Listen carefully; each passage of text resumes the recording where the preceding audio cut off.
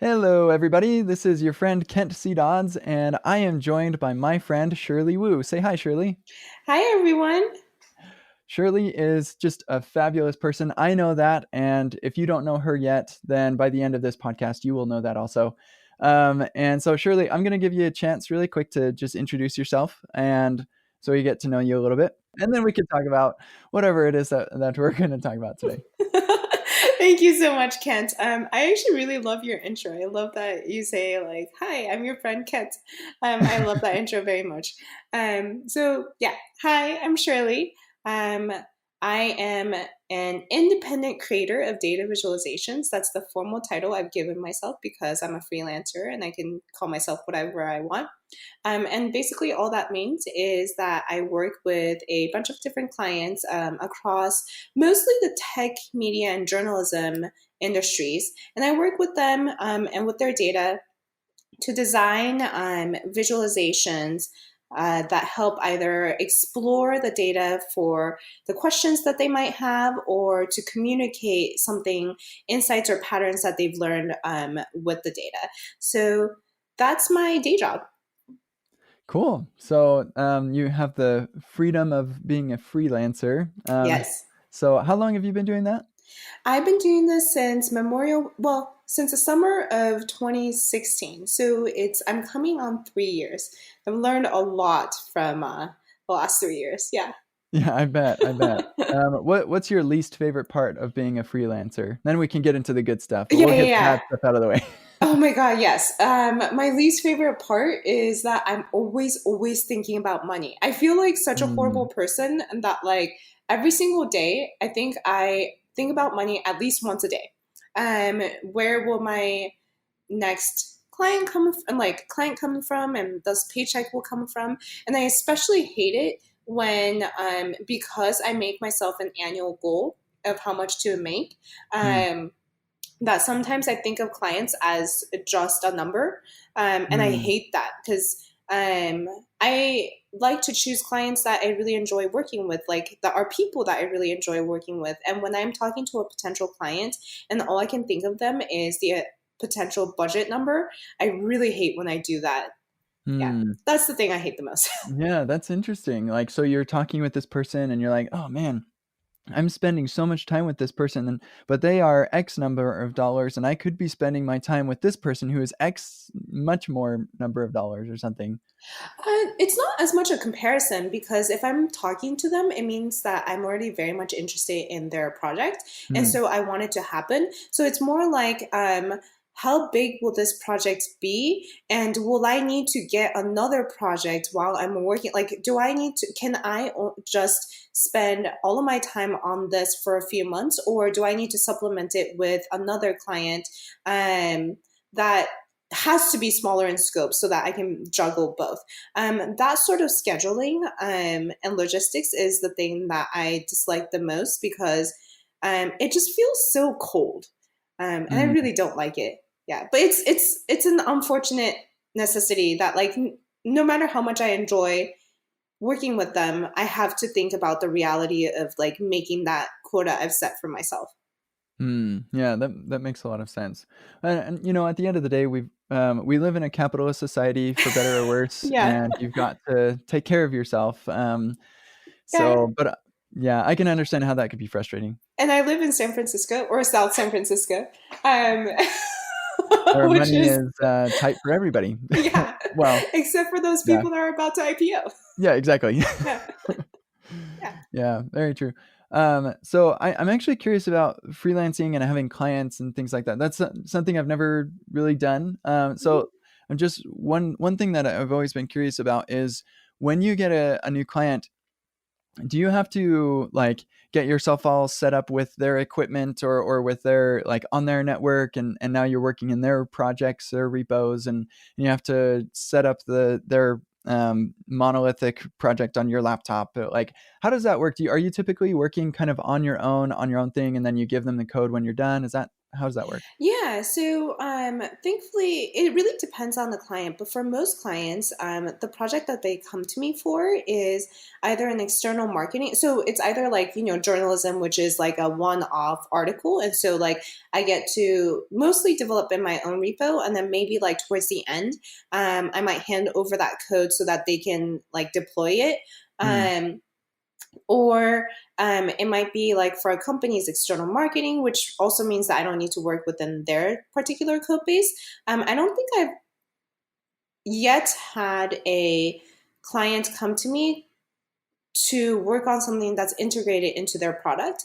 And I think that makes a lot of sense because um, it would probably be a lot of time and effort to ramp up someone into their product just for them to leave after, like, let's say 3 months. And totally. so it doesn't make business sense for a company to do that, and I'm perfectly happy with that also because I don't want to like ramp up for a company because that knowledge is not transferable in any way. Yeah, yeah. So yeah. And neither is that like, oh, I have to install this version of the Java runtime environment. Yeah. All right. Yeah. uh, Don't want to deal with that. Yeah. no, no. Well, cool. So you've had, like, as a freelancer for the last 3 years, you've had the opportunity to work on some really interesting projects, many different projects. But I think you have some specific ones that we talked about before that you'd like to share with folks. And so I'd love to hear about what these projects are, and in particular what you have learned from that. And then maybe we, as an audience, can pull out some specific things that we can learn and apply in our day-to-day development. So Yeah. what's the first one you'd like to chat about? Yeah, definitely. So I started freelancing back in 2016, and throughout the years, um, I've had a few different projects that have been really, really meaningful to me. And this year in particular, in 2019, I've kind of made a few goals about what I want to do with my career and with my projects going forward. And those goals were very much informed by these few projects that have been really meaningful to me. And so the very first one is back in 2016, December 2016, I published a project called an interactive visualization of every line in Hamilton. And this was basically a labor of love for I think 4 months on and off, where because I was so obsessed with the musical Hamilton, and I just kept on. I have a very obsessive personality and a very addictive You like personality. latch on to the specific things that you like. Yeah, I have a personality of like I'm either 100% and all in, or 0% and not in at all, and it's Mm, like mostly good. Because it means that like whenever I decide to focus on something, I'm like all in. But it's also not so good because it means that if I get addicted to a TV show, that's all I'm gonna do for like 2 days. Um, it's really not good when I go out, and if I have like a few shots too many, I'm like, go big or go home. oh Yeah, no. yeah, it's really bad. But good in a career sense. Uh, Um, anyway, sorry. Yeah, so I was really addicted, and I had this like on repeat. And at one point, my fiance was like, "I think you should just make a visualization out of this," and that's how that whole idea mm, happened. Um, and so it's this kind of we call it in the data visualization world we call it scrolly telling because it's a project, it's a piece, it's kind of like an article um, where or essay that as you scroll, I reveal more and more of the data and more of the insights to you, and mm, then at the very end. I give you the exploratory tool to do to do the analysis that I did, or do mm, different kinds of analysis. Um, and so that was really unexpectedly successful. Um, though I suppose in retrospect, because it's Hamilton, I probably should have expected um, the success of it. mm. It was. it was really unexpected. My uh Lin-Manuel Miranda actually like tweeted it, and I think I like lost. I think I stopped breathing for like a few minutes. And then he actually, when I saw the notification that he like followed me back, I was like, what just happened? Yeah. And then I had to like calm myself down and be like, he's just a person. He's just another human being. He's in like a really awesome, talented like human being, but he's just another human being. Anyways, I think because of him, it had really great success as well. But I think the two main things that I really took away from that um, is the first being like um, that was the first time when I had made um, a project where the response was extremely meaningful to me. And by that, I mean that I had a lot of people tweeting me that was just starting their computer science classes in school. And they were like, this is so cool. I didn't know that you could do this with code. And it was like really colorful. So I had like a lot of women, a lot of girls telling me like, oh, I didn't know you could do this kinds of things by coding. Mm. I am taking a CS class right now, or now I want to take a CS class. Or Mhm. the moment that made me the happiest was when a woman tweeted me that she and her son were just starting to learn CS together, or to learn to code together, and that they also love visualizations and they also love Hamilton. And she was like, I can't wait until my son gets home so I can share this with him. And I just absolutely love that, because not That's only adorable. isn't that amazing? Because I'm such a sucker for like parent kids, like whenever that goes really well, like familial stuff, just like I'm just such a sucker for it. And I just was so happy that like not only are they, coding, and this inspired them, but also that this brought like, this mother and son hopefully closer. Um, and that was just so amazing. Yeah, that's And that wonderful. Thank you. Yeah. And so I think that was the first project that I was like, wow, like I can, like what I do, I can actually like inspire people. Especially to show them that like coding can be like beautiful and colorful, and like, like Matrix is cool, but it doesn't have to look like green Yeah, characters. yeah, it's not all Yeah. just like the terminal, you know? Yeah. Yeah. And that was the first moment I realized that. And so that's one of the reasons why that project is so special to me. Um, and the other one was kind of just realizing that like before that project, I've always thought of data visualization as having to be like really precise numbers, and like Mm, the visualizations I'm showing you has to be very accurate, and it does, because data visualization, like statistics, it's very easy to misinform people, or it's mm, like even if you have the best of intentions, because we all have our biases, it's pretty easy to subconsciously or unconsciously bake our own biases into our data visualization. And if we want to be really malicious, it's very easy to mislead with a chart. mm. Yeah. Um, and so, while it's really true that you should be very accurate and precise, that was the project in which I learned that um, the most powerful is actually to connect with my audience on an emotional level. Like Mm, they won't remember that, the I don't know, the statistics that I might have quoted them. But they will remember what I wrote about like what I learned from the data that like gave them an emotional response. mm, And so I think precision and numbers is important, but um, emotion and giving my reader like delight, and um, letting them, yeah, like giving them that sort of an emotional part is very important also. So that was Yeah. the I think that like can be applied to even products, people who aren't building, yeah fun visualizations. Like we should be, as a novelist, a amateur novelist, yeah. like one of the things that we talk about a lot in the writing world is the emotions that we want to elicit out of the reader. Hmm. That's what we should be focused on.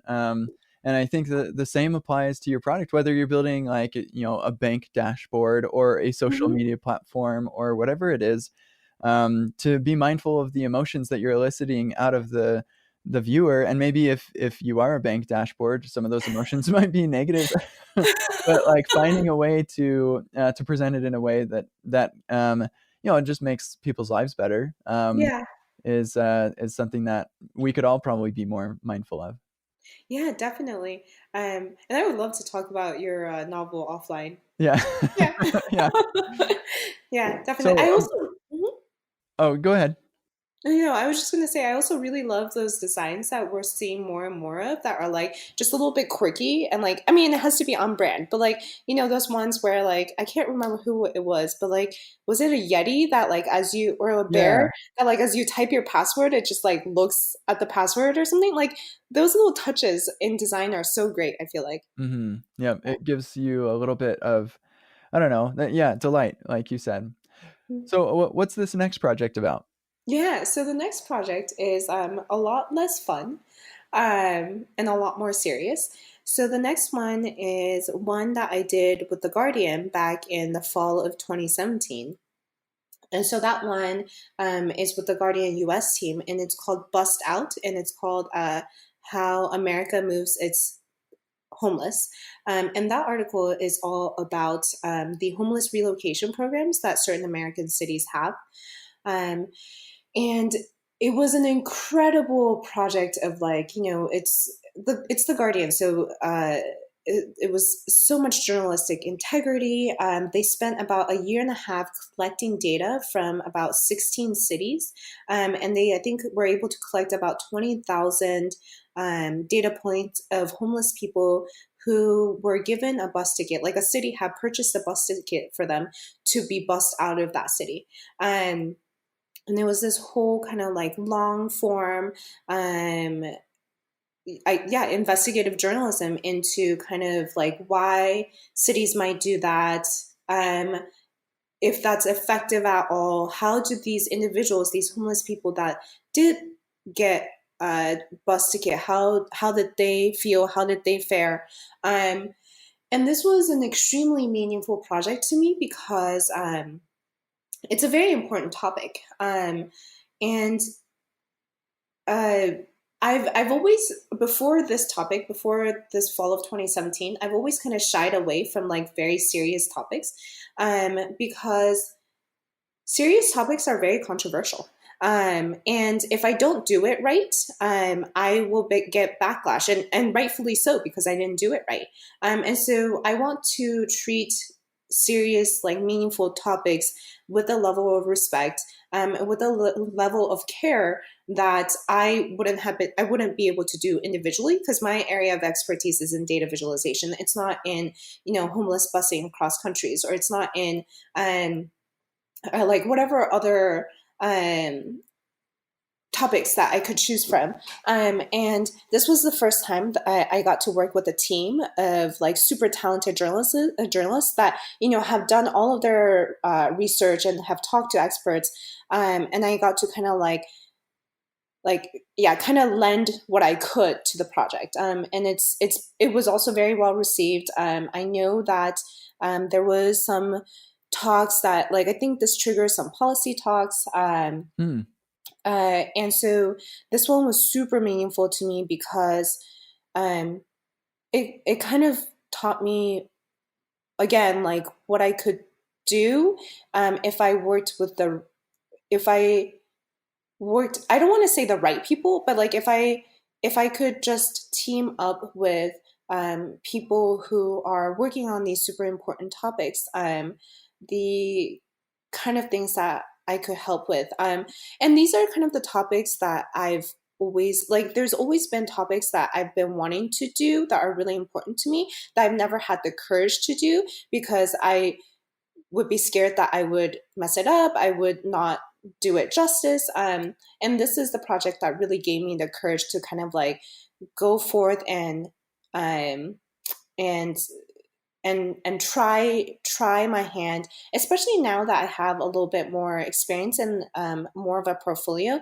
I think it's a little bit easier for me to reach out to experts in the field and be like, um, would you like to collaborate on this topic? Hmm. Yeah, and like get the help that you need to make sure that you do it justice. Yeah, Yeah. definitely. Yeah. Yeah. Well, it's an amazing project. So all of these projects will be linked in the show notes, and I strongly recommend people look at these because I'm looking at them and they're they're pretty cool. Thank you. It's amazing the things that you can accomplish with code. Yeah, definitely. So there's your next one that you sent me here is this send me love thing. Can you tell us about that one? Yeah, yeah. So that was for SF MoMA. This was last spring, spring 2018. And so SF MoMA um, had approached me. They had a project called Send Me SF MoMA back in 2017, where you could like text the number, and you can text it things like "Send me art" or "Send me San Francisco" or "Send me love" or "Send me heart," or and they'll take that keyword and match it to. And like an art piece in their collection, and they'll send you back that art piece. They'll like do the best that they can Hmm. to match it, and send you back an art piece. And the idea was really fascinating because um, the basic premise is that they have something like 30,000 pieces in their collection, and they can only show like 5% of it at any given time in their actual like physical brick and mortar museum. Right. Okay. And so this was like an idea of like, how can we give people access to the rest of the collection? Hmm. And they ended up receiving 5 million texts. Oh, Yeah, wow. yeah. Across, I think, the span of a few months, I think. Um, That is crazy. right? Yeah. So, and then they contacted me and another local studio separately to do projects. And so, what they wanted from me was like something that was more artistic. And this was so the thing I ended up choosing to do is instead of focusing on the big 5 million text, I decided to focus on individuals. So I chose 5 individuals that I thought had like really interesting interactions with the service.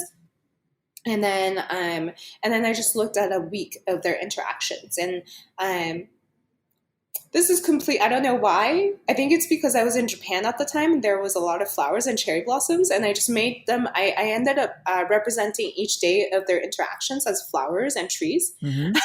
So, but this one was really fun to do. And I think it might have been the first time a client has been like, go forth and do art.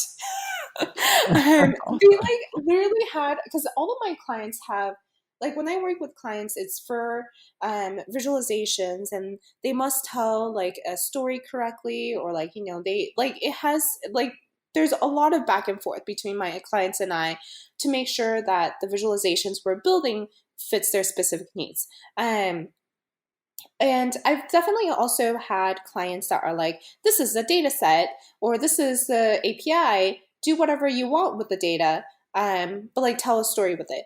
And Hmm. this is the very first time that like a client was like, make art and we'll pay you for it. That's pretty cool. Yeah. And I was like, what is this freedom that I'm getting? Like, what is this creative freedom? Um, but this one was just personally really important. Um, just to realize how much I love art. I grew up painting and drawing for 14 years of my life, and I gave it up when I went to university. And this really made me realize I want to do more art again. Hmm. Yeah, it kind of made you like introspective a little bit and think, what Yeah, do I really want to do in life? yeah. It even made me introspect in the sense that like I realized that the biggest reason why I gravitated towards data visualization is that it's the most art sort of thing I can do that tech companies will still pay me for. Hmm. So it was like, I didn't realize this for years, but this project made me realize like that's the biggest reason why I did data visualization, because it was basically the closest to art I can get. Yeah, that makes a lot of sense.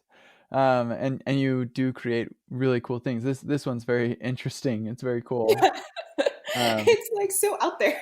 yeah, I like hovering over the tree and seeing all the random like pictures and things that people got when they, Right? yeah, And I lemons. love, yeah. And first, I love the random keywords that they ask for. Yeah. Um, Someone said, "Show me eyeballs," and oh my goodness, that will haunt my dreams. yeah, and they like, because it's a modern art museum, like not everything that they get is like, like some things are just kind of really weird that they Yeah. get. Yeah. Um, yeah, so and that one was just kind of really fun in a um I'm I'm like getting as close to an anonymous individual. Like it's really weird because I feel like after working on that project, I know so much about these individuals for the span of a week. But I know like in terms of like what might have been going on in their lives to be asking for those sort of things. Because some of these people will like ask throughout the day. Like some of them will like text few hundred times Oh my in goodness. that week. Um, but I know absolutely nothing about them. Yeah, it's So like, yeah, show me breakfast, show me yeah, toothbrushes, show me. and you can even tell like the blocks of time that they were probably at work or at school, or because like they'll like rapid fire text and then they'll like disappear for a few hours and then Uh-huh. they'll rapid fire text. Yeah. Oh, that's fascinating. Cool. So this next one is called Legends. Can you tell us about that one? Yeah, so that one was actually a personal project, and there was two main motivations for it. One was going back to kind of what I learned from Bust Out of wanting to do more topics that are important to me. This one is the 51 female Nobel laureates. Um, since 1901. And I think this one was, I just wanted to work with a data set of just women that I felt were legendary. And I don't know how, but one night I was like, Nobel Prize winners, they're legendary. um, and so that's the first motivation. And the second motivation is that for the last few years, I've been thinking about one of the things I've been thinking about a lot is that um, I spend so much time and spend months and months like working on these projects, and like I throw all of my like love and like tears and sweat into it, um, and I probably get like 30 seconds of someone's time. Like I'll be really lucky if I get like a few minutes of their time, and that just makes me really really sad. Mm. So yeah. Especially because, like, and they might be like reading this, but then they might read like, half a page and then get distracted by like a million other things on their screen, Mm. and then maybe they'll forget about it. And I think this is kind of like a selfish ego thing, but like, I just really want to make work that people will linger in for longer. Hmm. And so for the last few years, I've been kind of really interested in physical installations, like installations that are immersive, that people have to walk into the space and like that the whole thing just hits you, and you can't be I mean, you can still be distracted by your phone, but hopefully you're Hmm. not. And you just have to be there and you have to be present. And I think there's something really powerful to that. And I've been kind of like obsessed with this idea of like, how can I bring my work and how can I bring what I've learned about creating data visualizations and data driven narratives and stories, into the physical world that people can kind of walk through and learn from and take something away from. And so that's that was another motivator behind this Legends project, of um, one of the things I realized while thinking through this is that the reason why I can't imagine any of my work in three-dimensional space is because on the day-to-day, I work in two-dimensional space. Mm-hmm. And so every time I thought about a room, I can only think about like projectors and screens, which is completely like it's very sad to then, because then I'm still missing that third dimension. Mm-hmm. So and then when I realized that, I was like, wait, I should just learn how to code in 3D. Mm-hmm. And so I taught That myself Three.js. sounds simple enough. Yeah. Well, and then I taught myself Three.js, and I got like a lot of help from Matt Dezel on Twitter. He's amazing. Mm. And I made this. It's not perfect. It was like I taught myself Three.js and made this in like 3 weeks, It's which is pretty. I think it's pretty cool. thank you. It's like I know, you know how like when you work on your own project, like you know all of the things that are wrong with it. Yeah. Yeah, so I know all the things that are wrong with it, but this one really kind of gave me the courage to go forward for my 2019 goal, which is I want to start doing physical things. Mm-hmm. Yeah. So, what are you working on in the physical realm then? Nothing as of yet. I guess my biggest project for the last few months had been renovating this condo with my fiance. That's kind Mm-hmm. of physical. Yeah. Yeah. Yeah, but once we've moved in and settled in, I think I'm gonna start trying to like prototype. The first goal I have is to just take this Legends project and make it physical. So Mm-hmm. like maybe try prototyping, starting with like just paper of like how the crystal shapes could look like in the physical world, and then trying to experiment with different materials and different techniques, to because like I have no experience or background in this, so like Mm-hmm. I need to start from zero. But yeah, but that's the like long term multi-year goal of hopefully building something that people can walk through, and be surrounded by. Mm-hmm. And the biggest thing is that hopefully they can learn something and take something away from it. And I'm hoping that what I build in the physical, I always want them to have a digital counterpart, because I'm very much aware of the fact that physical has its limitations of Mm-hmm. like it biases towards people that live nearby. It biases towards people that like if I decide to charge for tickets, people that can afford the tickets. Mm-hmm. And so I always want a digital version. But the most important for me is that I hope that I'll build these with narratives and stories about kind of like the topics that I've come to find very important for myself. So those are thanks for listening to the rambling, Kent. No, that's wonderful, and I feel like the world is getting closer to a place where you could really thrive as a digital or a data visualization, like digital world, physical world mesh, where we can have augmented reality, and you could walk into this Mm-hmm. room with these glasses on, and you interact with these things, and or in VR or something like that. I feel like you would really thrive in that kind of environment. Um, and then actually making physical representations of this art. The drawback of physical is like I can click on something and it can like expand and I can drill down, but you can't really do that Yeah. quite so well in the physical world. You can Yeah. just be creative, but like if you could put that into a VR type of situation, then it is an immersive experience, but also Mm-hmm. something that you could do some pretty cool effects and whatever to give some insights into that data. So Yeah. Yeah, exciting times ahead. definitely. Yeah, and I think like what you just said as challenges, like I hope that one day I get good enough with the physical.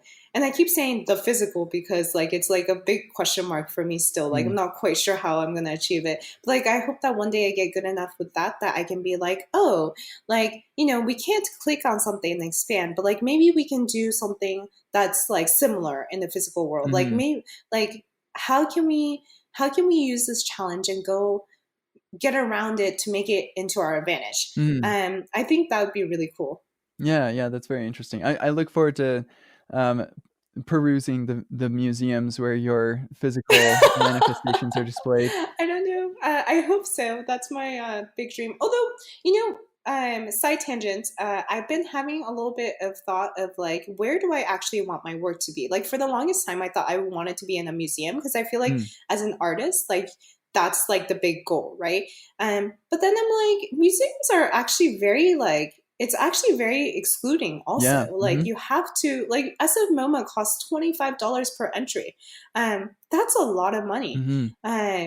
And like what does it what does it mean to create art for kind of that sort of like this is kind of hypocritical because I can't afford to go to SF MoMA, but like what does it mean to create art for like a For everyone. an audience. Yeah. And I feel like this is probably I'm probably just going into a territory that I'm unfamiliar with, and probably artists all around the world have already thought about this. And now I'm just starting to think about it. Like, yeah, what does it mean to create one for everyone versus like create one for just an audience that can afford it? Yeah, well, you see those videos of people who make stairs that are actually like piano keys, or like these Yeah, different, that just happen in the streets and whatever. And I love those kinds of things. I think they're really yeah, interesting. yeah. I think it's the physical versus digital attention for me again. Like something that everybody around the world has access to versus like something that only people there has access to. Yes, yeah, Lots to that think. is tricky. I guess that's where VR comes in handy too. It can be that almost physical, not quite, but But like VR, I also have opinions about that. Like, it's still not very affordable. Hopefully, Mm, like, in a few years' time, it becomes a little bit more affordable. But like, it's still like hundreds of dollars for a headset, and yeah. that's a very limiting market too. Yeah, we Yeah, need that's my to, opinion. we all need to live in Star Trek where like there is no poor and we're all just working hard to do as much as we can and enjoy life. And Yeah, sounds good. so, Shirley, I've really enjoyed chatting with you about these projects and kind of your experience and learning and growing through this. What would you say is something that people can go home and take away, and something specific that they can do out of the learnings of your personal experience?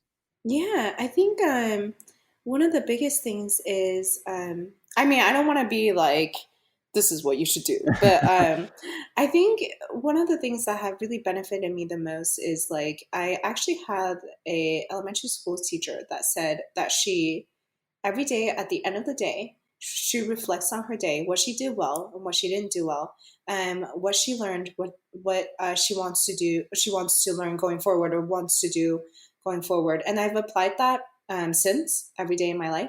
And so I try to every day reflect on what I've done well or not well, and what I want to do going forward.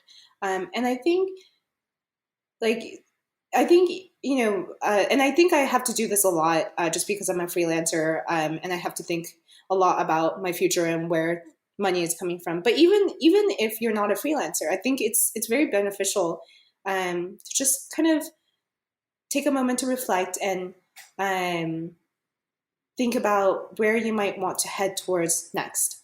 Hmm. Yeah, be mindful and intentional Yeah, about the direction yeah, you're going. yeah, Yeah, I guess there are people who can, jump in the canoe and just go with the flow, or they can grab a paddle and be intentional about the direction where they're going. yeah. Yeah, that's fantastic advice. Thank you for sharing that. So as we wrap up here, Shirley, is there anything else that you'd like to talk about or mention before we close out? um, no, I don't think so.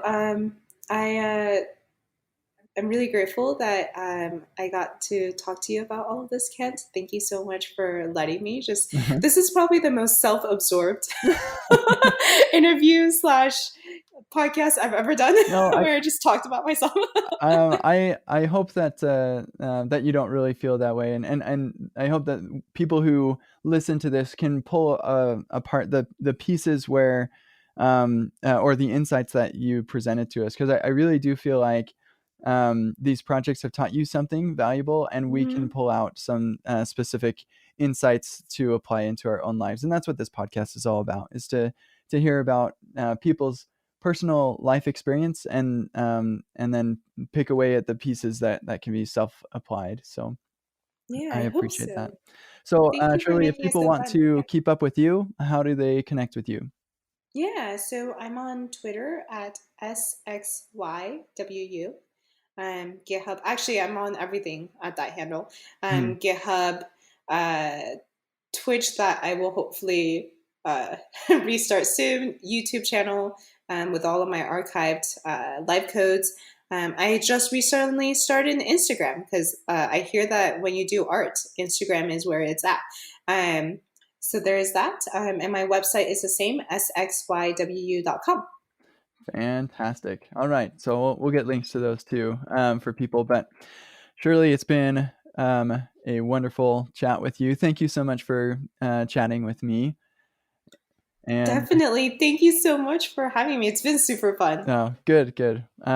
What people don't know is that we got to spend it like an hour just chatting before the Yeah. show, and it's been awesome. So, thanks everybody. I hope that this was helpful and interesting to you. It was certainly interesting to me, and we will be in your ears next time. So, goodbye.